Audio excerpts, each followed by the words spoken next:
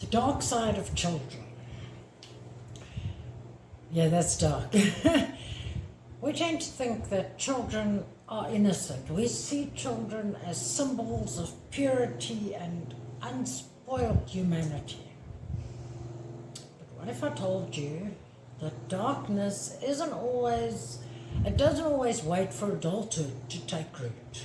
Sometimes the capacity to be cruel and manipulative and even have violent tendencies can appear when we least expect it, where we least expect it.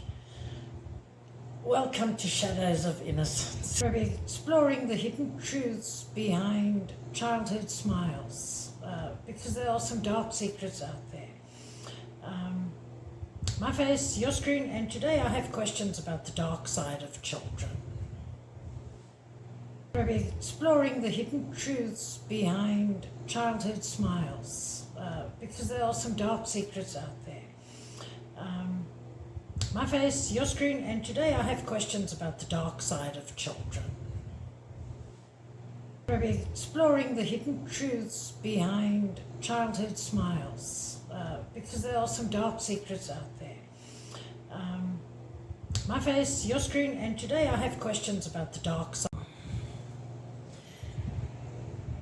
The myth of innocence. Let's begin with a myth we all grow up with, that all children are born good, a blank slate, and we all have the same blueprint, because we don't. Psychologists and historians and religious philosophers have debated this for centuries, because this topic keeps coming up everywhere through the ages. Jean-Jacques Rousseau believed that children were innately innocent and only corrupted by society. But then the Freud thinkers and evidence seem to debunk that, okay? And that pretty much shows us that darkness isn't always taught. Sometimes it's just there. It's already there. So, have you ever seen a toddler who laughs when another toddler gets hurt? That's concerning. Okay. Have you witnessed a young child lying with chilling ease, not even feeling guilty? That's concerning. That's very concerning behavior. We don't think so. We just think, you're naughty, you're clever. They are clever. But these are tiny flickers, not signs of evil, but proof that morality doesn't come pre-installed, okay? It's learned, shaped, and sometimes twisted when play becomes predatory. In 1993, two 10-year-old boys from the UK, Robert Thompson and John Venables, abducted a 2-year-old little boy, James Bulger, from a shopping mall. Two 10-year-olds abducted a 2-year-old. They led him away, they hurt him in violent ways, and they deleted him. Then they left him on the railroad tracks, hoping a train would. This crime shocked the world. I was shocked when I read it. It shocked the world, not only for the brutality, because the brutality was insane, but because of who committed it, okay? They were children, 10-year-olds, okay? What do you do when a child commits a crime too monstrous to comprehend? Even as an adult, you can't comprehend that somebody can do this, let alone a child, a 10-year-old. Do you blame the parents? Do you blame the environment? Do you blame society? Or is there just a part of us, however uncomfortable that may be, that wonders, can evil be born, not made? That's difficult to think about, but how does it happen? Callous and unemotional. In the world of child psychology, there's a term, very chilling, that's called callous, unemotional traits, okay? These are children who lack empathy, who don't feel guilt, who manipulate, who hurt animals and siblings without remorse. We all know, I think every adult knows that the first sign of somebody who's going to be a serial deleter, they harm animals, okay? so yes, there's actually a term for that in children, callous, unemotional traits, okay? Some grow out of it, others don't, and a few become deleters, unfortunately. In 2007, 13-year-old Paris Bennett killed his 4-year-old sister Ella, okay? He later admitted that it wasn't an accident and it wasn't in a fit of rage or anything. It was a calculated move to punish his mother. He was 13, okay? Paris, another thing, Paris had an IQ of 140, okay, which is high, okay? He knew exactly what he was doing. His mother forgave him, but she did say, and I'm going to quote, "I don't believe he's done deleting." That's scary. So that kind of, not all children who show traits of becoming violent, not all children who show these traits as toddlers or young children become violent, okay? But those who do force us to confront the terrifying possibility that the human capacity for cruelty isn't bound by age. It can be anyone. Now let's talk about nature, nurture, and unanswerable questions. Why do some children commit horrific acts while others, exposed to the same environment, the same violence, the same everything, don't do it? You'll get two children growing up in the same household who experience, if it's a bad household, and they experience the same violence, the same things, everything on a daily basis, the same things, but the one becomes this and the one becomes that, polar opposites. That has to tell you that the nature, nurture, there's something else plays a part here. The answer lies somewhere between biology and environment, okay? Trauma, abuse, neglect, yes, they matter. They definitely matter. But there are also children from loving homes who exhibit chilling behavior. A lot of these, I watch a lot of true crime documentaries, and a lot of these guys on death row and that, some of them come from very bad homes, and some of them don't. Some of them had normal childhoods where they're one of 3 or 4 siblings, and the other siblings all grew up and became doctors and teachers and whatever, and this one became a serial deleter. So yes, science points out the differences in brain development, okay?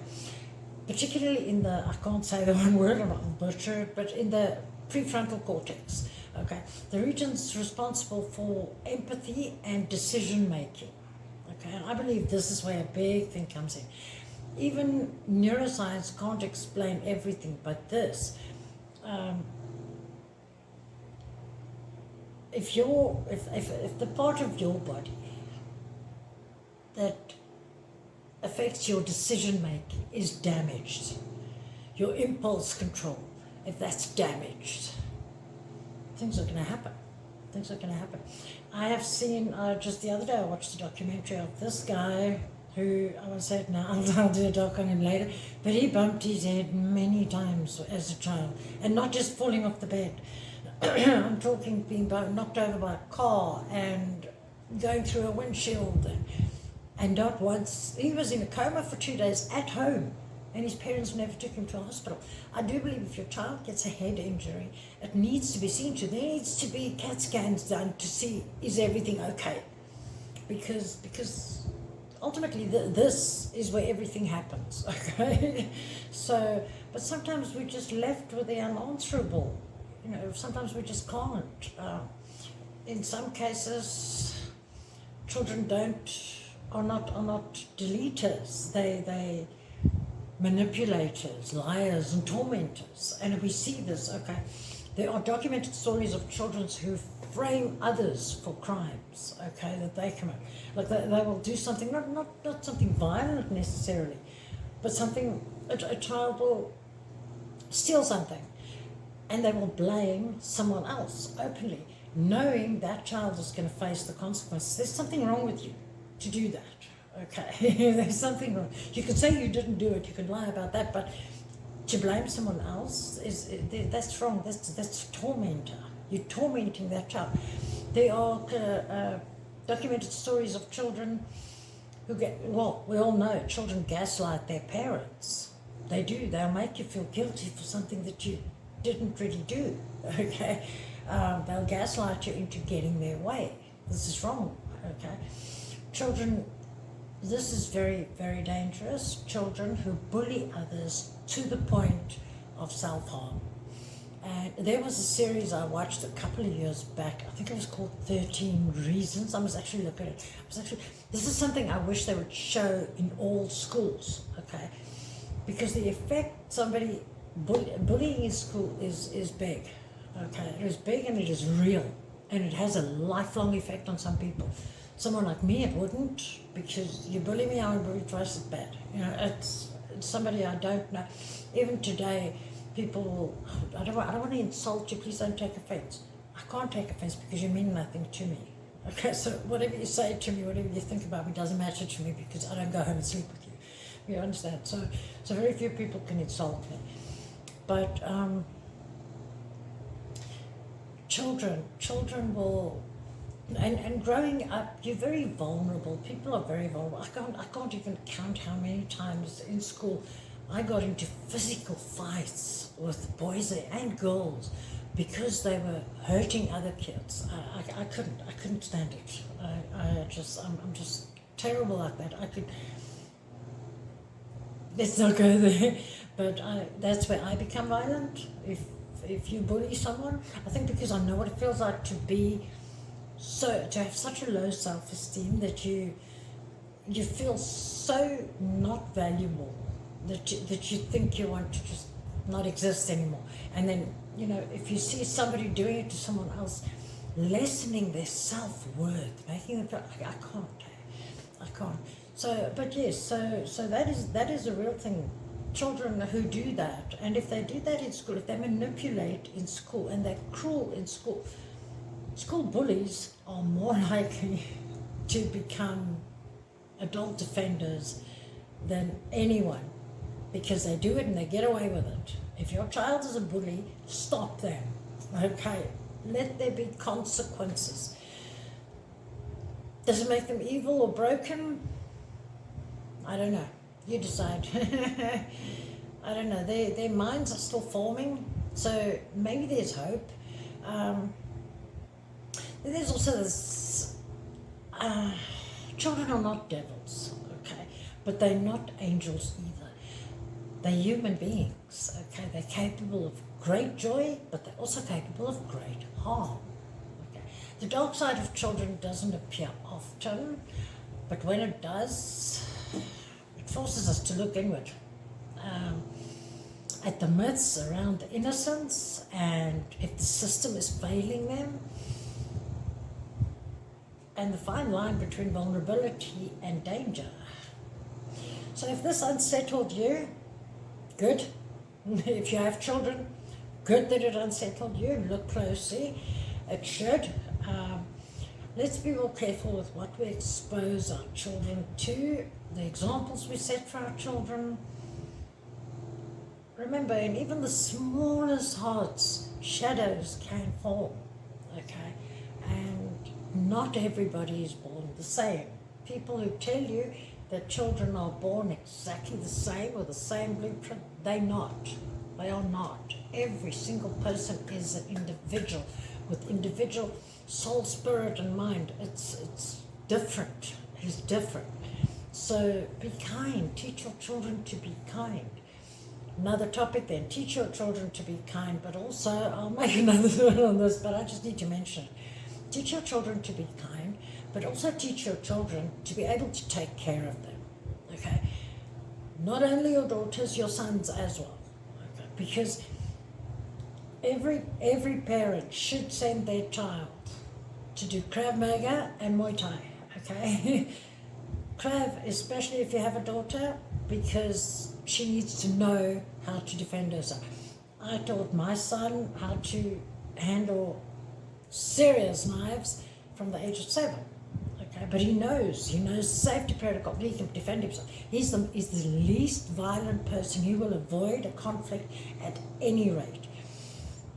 But if it comes to him, he can protect himself. My daughter is just over 4 foot tall. She's an adult.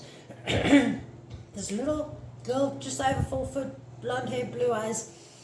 I can tell you now, if a 6 foot guy tries to take her on, she's going to take him out. You have to teach your children to protect themselves. Please. Men and women. And women, don't come with your I'm strong, I'm strong. You're not. As a woman, you are disadvantaged physically. Don't tell me otherwise. I don't care. You are not. Okay? The average woman, the average adult woman is, 5'5" and weighs between 120 and 140 pounds. The average man, in my life, I only know one man who's about 5'6". The rest are all over 6 foot. Okay, they're all over 6 foot and they all weigh over 250 pounds. Okay, my son could pick me up when he was 13. He could throw me over his shoulder and run around the house to be funny. So physically, you are your daughter is at a disadvantage. Teach her how to use her brain and her skill to manipulate the situation, please, because she might need it. You never know when she's going to need it. But that's a story for another day. I hope you enjoyed this, and I hope this leaves you thinking and paying attention, because now that I'm looking at this, looking back, I was very close to a little boy once. I'm close to a lot of children, but this specific little boy, my son said to me, I saw some unsettling things, but it's in my mind. But my son actually said to me, Mom, something's not right. Okay, there's a dark side. Those were literally his words. There's a dark side there. And when I think about it today, it's very concerning. And as adults, we want to ignore it and think, oh, they'll outgrow it. Don't do that, because do something before it happens. It's not their fault. I do believe it's not their fault. If a child is 4 years old and he starts hurting the cat, you need to teach him not to, okay? Because if you let him hurt the cat, he might just enjoy it. You might just let him find all kinds of things that's not right. We need to be very vigilant as parents. But anyway, I will never stop this because I can talk forever. But this is just to give you something to think about. I am now going to research child deleters. Have a good one.